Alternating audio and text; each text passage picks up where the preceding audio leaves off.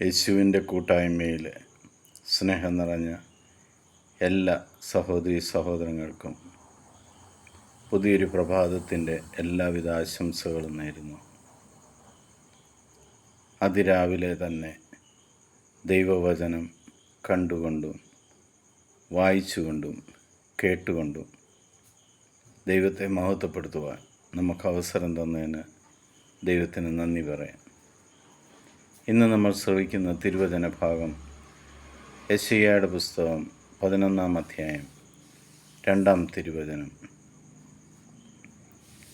കർത്താവിൻ്റെ ആത്മാവ് അവൻ്റെ മേൽ ആവസിക്കും, ജ്ഞാനത്തിൻ്റെയും വിവേകത്തിൻ്റെയും ആത്മാവ്, ഉപദേശത്തിൻ്റെയും ശക്തിയുടെയും ആത്മാവ്, അറിവിൻ്റെയും ദൈവഭക്തിയുടെയും ആത്മാവ്.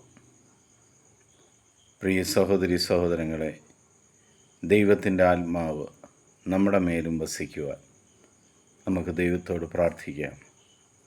യേശുക്രിസ്തു നമുക്ക് പറഞ്ഞ സഹായകനായ ദൈവാത്മാവ് നമ്മുടെ കൂടെ ഉള്ളതിനെ ഓർത്ത് ദൈവത്തിന് നന്ദി പറയാം.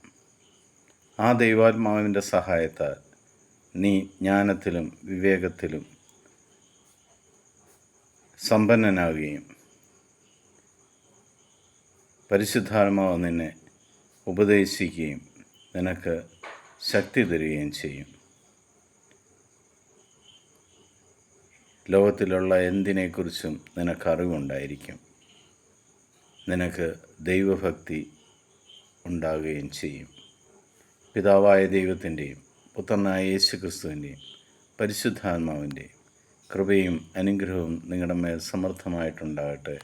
ഈശോ മിശിഹായ്ക്ക് സ്തുതിയായിരിക്കട്ടെ.